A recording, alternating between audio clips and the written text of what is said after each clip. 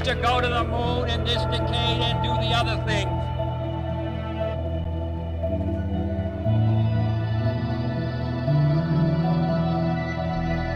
Not because they are easy, but because they are hard. 1, 0, all engine running. Liftoff. We have a liftoff. Houston, Tranquility Base here. The Eagle has landed.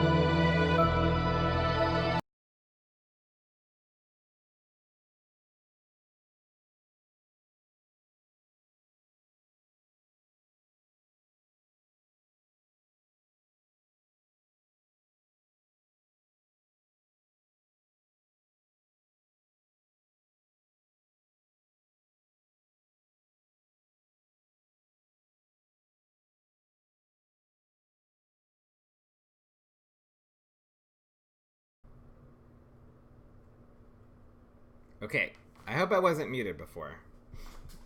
Gonna soldier on just in case. Alright. So, before we get into Enceladus, let's take a look at some of the things that are going on in the night sky this week. We still got the Parade of Planets, so be sure to check that out if you haven't. But Saturday... What is it? Saturday? Sunday is going to be particularly interesting. Let me see if I can switch over to the right one.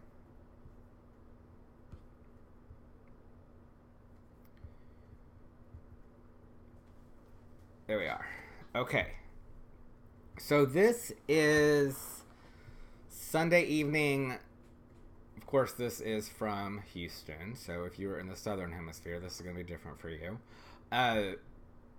Looking to the west, just after sunset, Venus is really, really, really close to Spica. In fact, it's so close here that you can't even really see Spica, so let's zoom in a little bit. Spica is right there. They'll be very close together in the sky. Spica is a bright star in the sky and is pretty easy to see. So there you see, we've got, again, the Parade of Planets here happening. And if you wait until early morning, let's zoom ahead, till early morning, then you'll see the moon right next to Aldebaran. Now, Aldebaran is the eye of Taurus the bull. Bright orange. And they'll be close together. So, if you are up early, before the sun rises on Monday, check it out. Check out the moon in Aldebaran. And at the very least, check out Venus and Spica at sunset. Okay, let's talk about some Enceladus, shall we? First of all, Saturn has, depending on how you define a moon, Saturn has over 61 of them. And the reason why I say it depends on how you define a moon... Oops, that's sorry. Sorry, so sorry. That's the wrong one. Okay, and here I am. Hello. Technically, each of the little icy particles that make up this... The billions, maybe trillions of particles that make up the ring system, they are technically moons. Some of them are huge, so it's kind of hard to distinguish. But if we don't count those, then there are 61 of them. And Enceladus has a special place in that system. Enceladus, in this picture, is here, I think. And I'll go ahead and let's take a look at the Saturn system.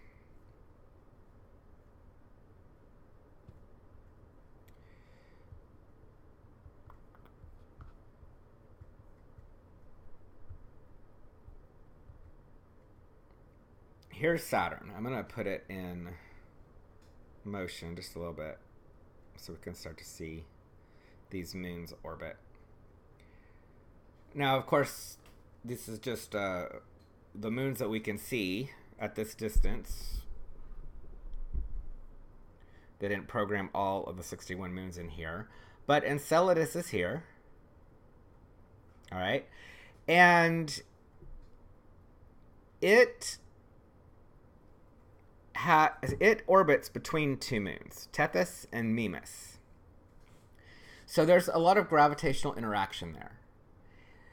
In addition to that, it has an orbital resonance with Dione. That means that every time Dione orbits once, Enceladus orbits twice, and they meet up each time. So let me speed this up so we can see that. All right, so they're together. 2 together. 1 orbit. 2 orbit together. Okay, so you see that?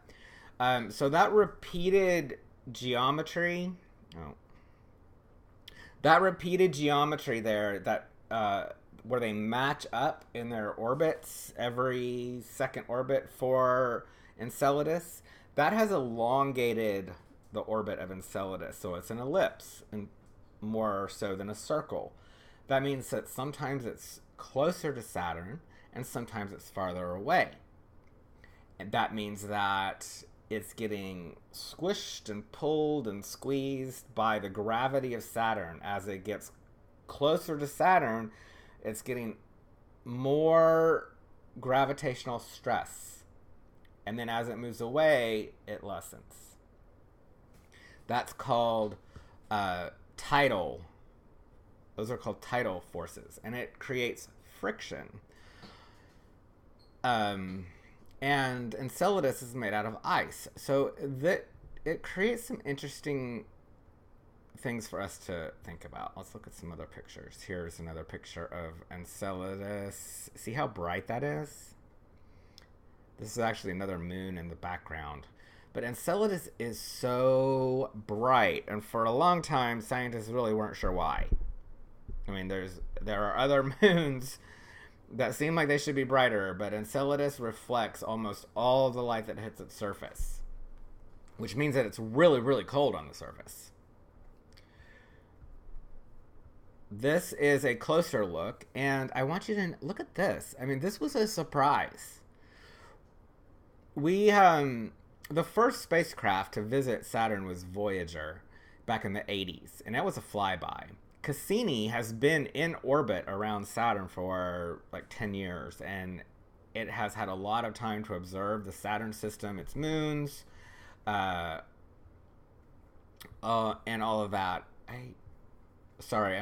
Facebook again changed some things, so I'm trying to work around that. And if you could, please leave me a comment, because I don't see any comments coming through, and all of that. I just want to make sure that that is working now. So if you could just like say hi or I love Saturn or something, that would be great. Thank you. And if you wouldn't mind sharing, that'd be great too. All right. So, when Cassini got to the Saturn system, thank you, Stephanie. When Cassini got to the Saturn system, it noticed these stripes and cracks and ridges in the ice. And if you look, I mean, they crisscross all over the surface. So what would cause that? In order for there to be these kind of cracks on the surface, there must be some shifting of this ice. Well, that makes sense because Enceladus is getting pulled and squished and pulled and squished and pulled and squished. But that also means that there's a possibility that there's liquid water. Because, if there's friction to break up this crust, then there will also be heat. that could melt the water. So they thought that was interesting, and they wanted to take another look. You can see here's another, they call these the tiger stripes. Then they saw something weird. They saw these jets here. And at first they didn't know that's what they were. At the first indication that there was something different about Enceladus was actually because of its interaction with Saturn's magnetic field. The Cassini spacecraft figured out that there was a magnetic connection between Saturn and Enceladus. But why? So they went in for a closer look, and they started to see these features. But, like, what is it? And they're thinking, like, could that be could those be geysers?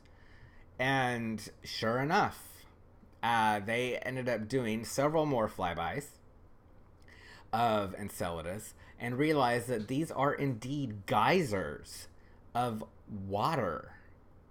Hi, Danica. Thanks for stopping by.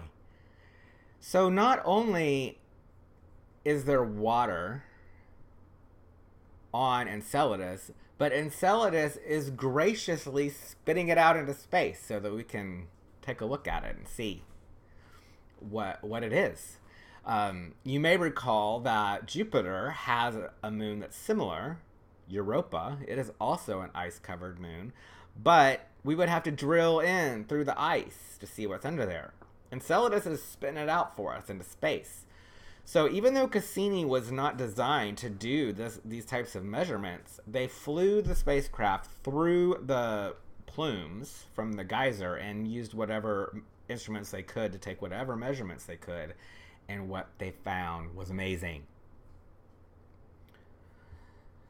This is what we think is going on in the center of this moon. So there's a crust of ice. And down under, and then there's a core of some sort. We don't know exactly what, but some sort of heavy metal core. In between the ice and the core is this area of liquid water. And if our calculations are correct, there may be more liquid water on Enceladus than there is on Earth. So that's a pretty huge discovery. And it also explains some other things, because when you have water in the presence of rock, then there are minerals that can get into the water that can sustain life. There can be chemical reactions that create the chemicals that life would need in order to survive. And remember, everywhere we have found water on Earth, we have found something alive. So there's water here. Does that mean there's something alive? I want to know. I want to find out. It's certainly more interesting and more likely, I think it makes more sense to go look for life on Enceladus than it does on Mars. I know Mars is a lot closer, but Mars is so dry, and this is so wet. So, I don't know. I hope that we get another mission back to Enceladus soon, because we wouldn't even have to land. I mean, it would be cool if we did, but just like sending the right instruments to see exactly what these jets are at the bottom, I mean, that fascinates me. Okay, so let's switch back to the Saturn system.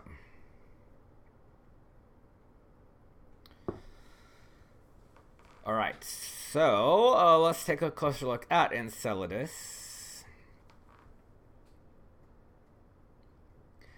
Enceladus is tidally locked with Saturn, which means that the same side of Enceladus always faces Saturn. Just like the same side of our moon always faces the Earth. The same is true for Enceladus. It takes Enceladus, I think, 39 hours to orbit Saturn.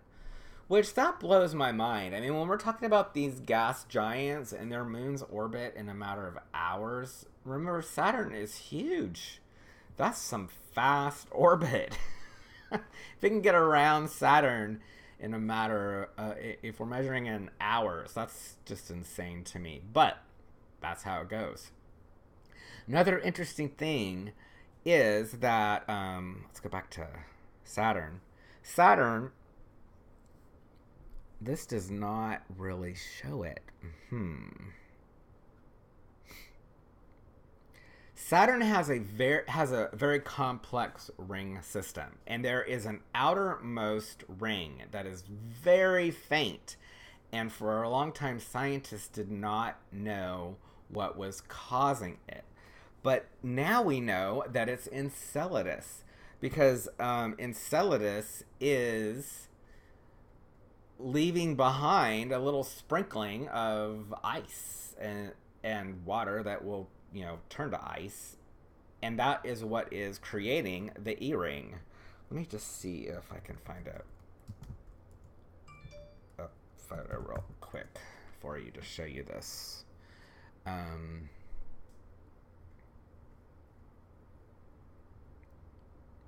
Yeah, here we go.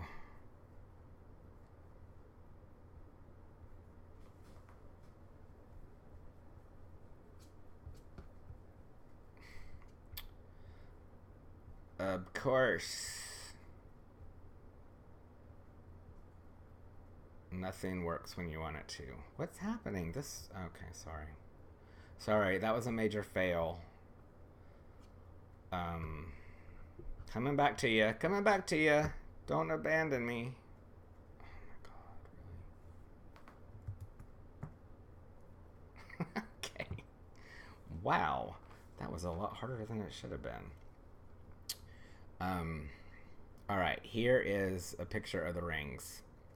So you can, and it's, when you're talking about Saturn's rings, it's confusing because they are named with the letters of the alphabet, but they are named in the order in which they were discovered, not in the order, like, not in alphabetical order from where they are on Saturn. So the A ring is actually this big one out here. And then the B ring is the big one in here. And the little space in between them is called the Cassini division. And the reason why there's a space there is because there are some moons in there. Now the E ring is what I'm talking about here. This E ring here, this really diffuse ring, that is caused by Enceladus. That is the trail of Enceladus as it goes around Saturn. So there is a lot of material out there that is just within our reach that we could study for not that much effort, considering, compared to something like going to Europa and trying to drill in under the under that ice. Hi, Louisa. Thanks for stopping by. That's the basics of Enceladus. Enceladus is just one of the many incredible moons orbiting Saturn, and it has helped us change our thinking about where life could be. We used to think that we needed to find planets that were like Earth, but now we know that's not necessarily true. There's plenty of reason to believe that something could be alive on Enceladus. We don't know that yet, but as far as we know, there's nothing that would prevent life from being there. Everything life needs, as far as we know, we have found on Enceladus. Think about what that means. I mean, that is profound. So that also means that when we're looking for life outside of our solar system, we're no longer just limiting our search to planets. We're also thinking about moons. And, because big, giant Jupiters, we found a whole bunch of those. And those, of course, would not be habitable for life themselves. But what about their moons? So this opens up a lot of questions that need to be answered. So think about that. When you are voting, remember that you have a say in what NASA ends up doing. Not directly, but NASA's direction is confusing. It's directed by the president, or the president, and funded by Congress. Try having that job. but when you are considering which candidates you want to vote for, ask them about their space policy. What do they think about planetary exploration? What do they think about space exploration? What do they think about manned space exploration? I don't think I would want to send people all the way to Saturn. Not right now. It would take like a decade to get there. But I do think we need to send a robot. We've gotten pretty good at this robot spacecraft thing. So we should send a robot to Enceladus and find out what is going on there. Because if we find life on Enceladus, that would change everything. Think about that. It would change everything. Because right now, we're operating under the assumption, under the evidence that we're the only ones. But if we could find life somewhere else, that could teach us so much about ourselves. And it would just be cool. All right. Thanks for stopping by today. Don't forget to give this some love, give it a share it with your friends. If you have questions about space, the solar system, the universe, the galaxy, whatever, let me know. Drop them in the comments or send me a message. I want to know what you want to know. And same goes. If you have a topic that you would like me to cover, if you've heard something in the news and you want more information about that, let me know. There's a lot of exciting space news happening. I had to be kind of selective today because I wanted to spend, give Enceladus its fair due. But there's a lot going on in space history right now. It's exciting. So, keep an eye out for updates, and I will see you next week. And until I see you again, don't forget to look up. Bye.